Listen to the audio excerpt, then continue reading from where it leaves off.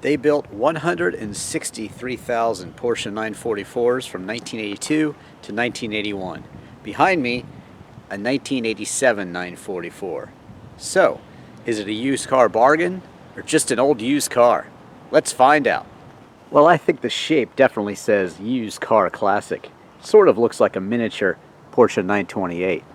This is definitely the most 928-like angle, but a classic hatchback from the 80s, definitely. It also subscribes to the 80s wedge styling trend, but I really think it works on the 944. This one got the optional upgraded wheels, which I think look awesome, and the very desirable Porsche script door handles. Really cool. At any rate, I'm a fan of the 944, especially in this sonic blue color. The classic 80s sports car theme continues inside as well. These Porsche seats, which are basically interchangeable with those in the 911, have retained their style and look very well over the years, and they're still comfortable and supportive. A little faded in places, but still they function well and hold you in well in corners, and that's what it's all about. They also came with optional power adjustment, which is cool. A real handbrake to the left of the steering wheel, kind of cool. No key over here like in the 911, but just light controls, and then that classic Porsche steering wheel. Very cool. This one has the power windows and also power outside mirrors. Nice options to have. The third switch here switches from the left to right outside mirror, so you can adjust it. The one right here on the far left controls the sunroof. This one is for the rear window wiper, and this one is your automatic lock control. There's some deep storage here, and in this case a Pioneer radio from way back in the day. This one actually came equipped with air conditioning, although it's been removed, and it was actually automatically controlled, kind of cool.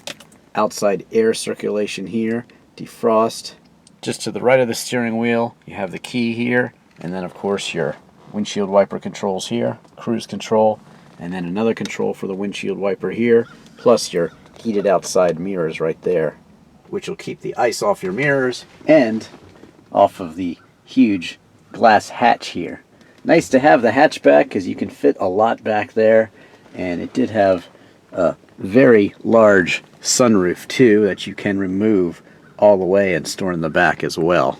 This one has a really cool wink mirror too. You can really see all around the car with it. It's sort of a racing thing, and I just think it's really cool. Lets you see all around the car, so you know in a track scenario if someone's trying to pass you or gaining ground, but in a regular driving scenario it's very safe because you can see what's going on all around you.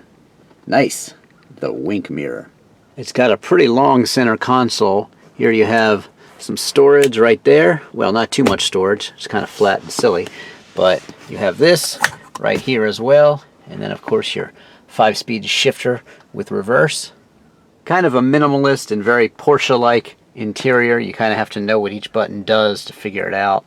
It even has the optional clock here, and it also has a stopwatch too for lap times. Nice. This is where you can control your trip odometer, but in this case it actually doesn't work. It's stuck at about 140,000 here, but that's okay.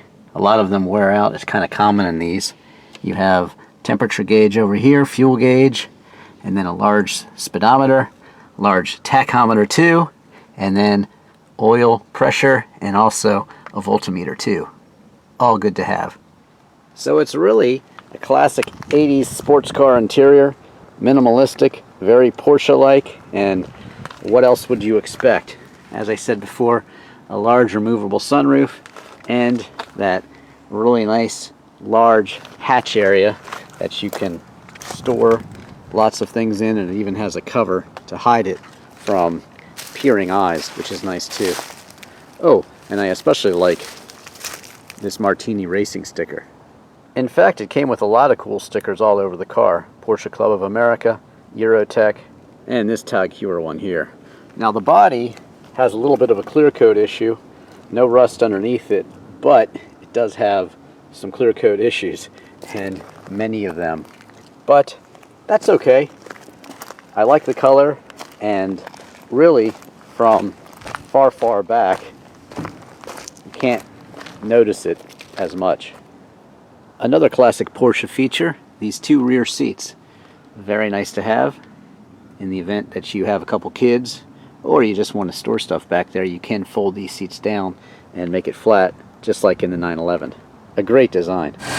Powering this Porsche, since it's from 1987, is a 2.5-liter four-cylinder, and that was upgraded to a 2.7-liter in 1989, the 944 S2, and then 1989, which was the penultimate, and that had the 3-liter.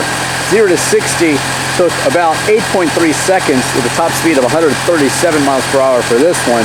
And of course the S was quicker, 0 to 60 in 6.5, 144 miles an hour. And then of course you had the turbo, 217 to 247 horsepower, all with a 2.5-liter engine. By 1988, the 0 to 60 had improved to 5.5 seconds for the turbo with a top speed of 162 miles an hour. As you can see, this one has a free flow air filter, and that adds a bit more horsepower.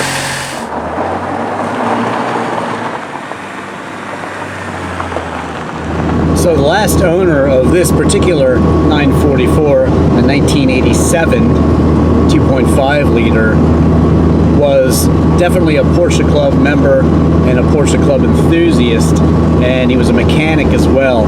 All the major stuff has been done, the timing belt, water pump. He put a serpentine belt and got rid of the air conditioning, which is kind of useless in these anyway. But the 944, you know, I've owned 911s before. I have a 1982 911 SC, and I had a 1992 Carrera 4 Cabriolet, so I definitely know Porsches, and you can look for my reviews elsewhere on YouTube of those and other Porsches, but I've never had a 944, and this one just really struck a chord with me. I like it when enthusiasts own cars. It has the Coney coilover suspension, and it's been lowered front and rear, so it's got that cool look to it.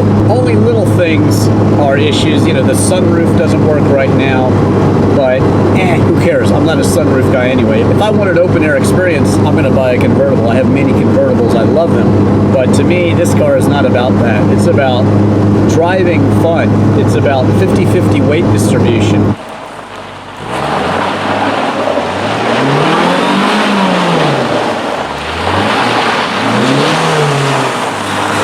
It's about neutral handling. 944s are not particularly quick, but they are extremely well balanced. That's why you see them tracked so often.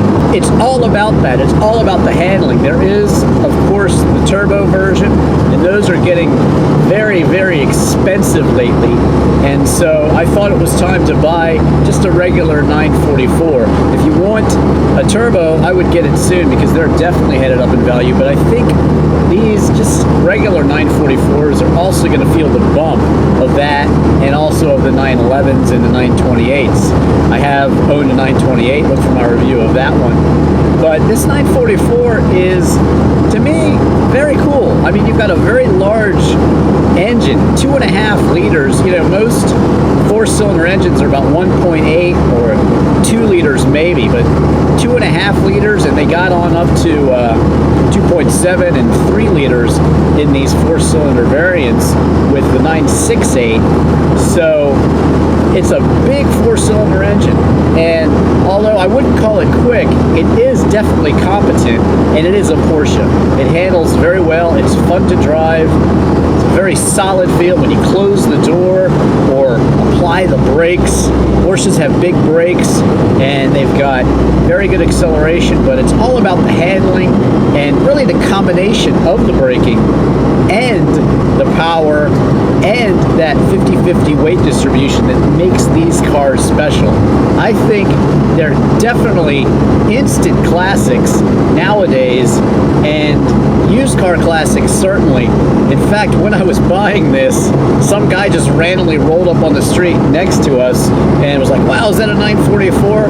You know, even millennials know these cars. They know the reputation, and they might even yearn for them. So I think the values are going to at least stay where they are or go a bit higher, you can certainly get bargain 944s, maybe even running for about 1,500 bucks, depending on how ugly they are and that sort of thing. Parts cars, it can be 1,000 bucks or less, but parts are readily available. You can customize them as well. There's so many things you can do to these, and again, that adds to the allure. There's a lot of that going on in the Japanese auto community, but this German car was built for the Autobahn, and they built many, many, many of them. They're certainly not all that rare, and so parts availability is excellent, and that's a great thing. You can customize it, as I said, and really, really make it your own. I'm showing over 140,000 miles on this, but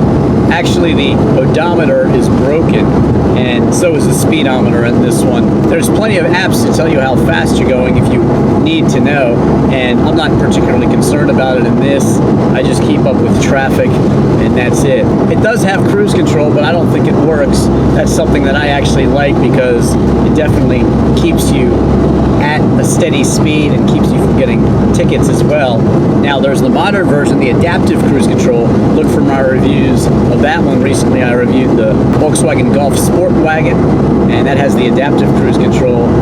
Lexus RX 350, many, many new cars have it. It's really, really great, but to me, having a cruise control is really luxurious, because it saves my right foot on long trips, and again, keeps you from being able to speed. So it's cool to me even that this had it as an option, even if it doesn't work, because I've replaced the module in my 911, and my 911's cruise control works just fine. It's probably just a module, so no big deal there. Part of the allure of the 944 is also the way it looks.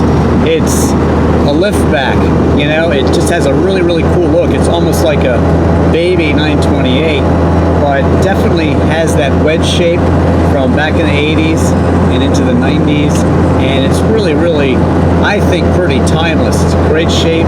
It has the convenience of that liftback, and you can put stuff back there. You can actually carry up to 4 people, although the 2 people in back better be kids, because no one else is going to be happy. But it's actually a very practical classic. You can definitely go on a nice long weekend with this car, with your honey, and it's really, really, really a very useful classic car, and that is important to me. And I think that just adds to the value and overall appeal of these 944s. There's not really too much of a night look to check out in the 944, but there is a faint kind of orangish red glow from the instruments. However, those pop-up headlights, definitely a staple of the 944, and super, super cool. Really nice. Now, in terms of the actual driving of this 944, well, the seats feel very similar to the 911s.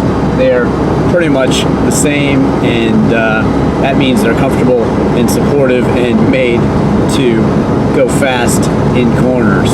So they're snug, they're comfortable, and that's all good. The steering, no power steering, so feedback is awesome, and move the steering wheel just a little bit and you can feel it, and that is what you want from a sports car.